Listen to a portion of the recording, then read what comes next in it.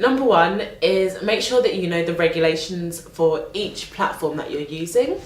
Facebook, for example, if you're doing an organic post or a paid post, you want to make sure that you tag the brand you're working with.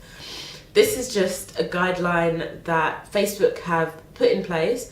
I guess it's not a guideline, you don't have a choice, you need to tag the brand you're working with. Now, if you're working on Twitter, it works a little bit differently to Facebook because they don't have the capability to tag the brand in the same way. So you would put @ whatever their social handle is, and at the end you would put #ad or #spawn or, you know, whatever works for you. But you need to make sure that people know that it's an ad. Obviously, if it's not an ad, you don't need to do that.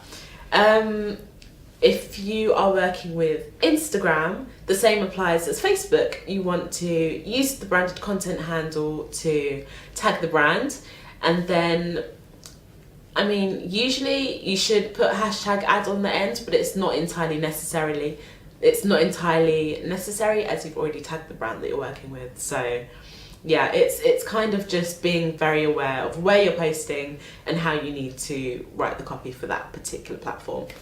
So my second top tip would be, do not steal other people's content. Create your own. That's what social media is there for. Create your own content, learn how to speak to your audience the way your audience want you to speak to them, rather than taking content that somebody else has created and you're kind of just, you know, rolling off the back of, you know, their success. Also, it is a little bit sort of foggy there as to whether that's allowed legally to take someone else's content and, you know, advertise with it. Something says no, that's not right. Now, my next top tip would be about copywriting. I'm going to start off by saying I am terrible at spelling, but it's something that I've had to become better at, because when you're posting online, spelling something incorrectly just doesn't look great, I'm afraid.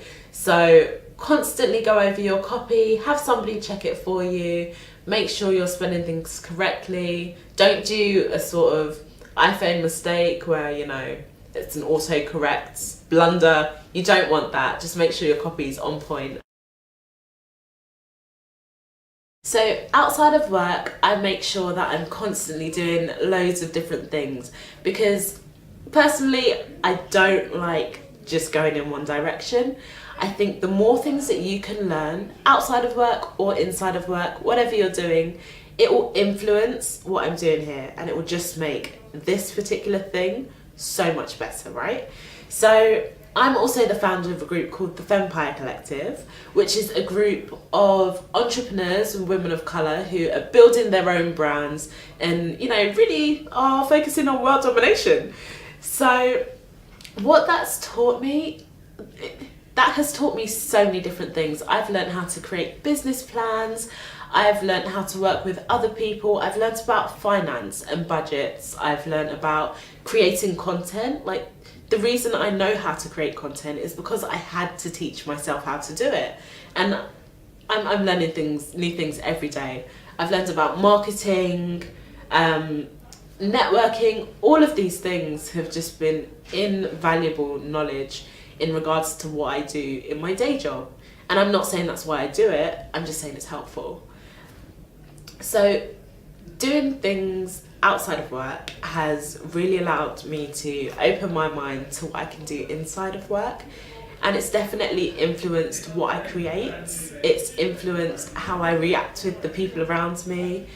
Working at the Fempire Collective has taught me about other types of people, right? It's taught me to listen to other people's needs and their stories.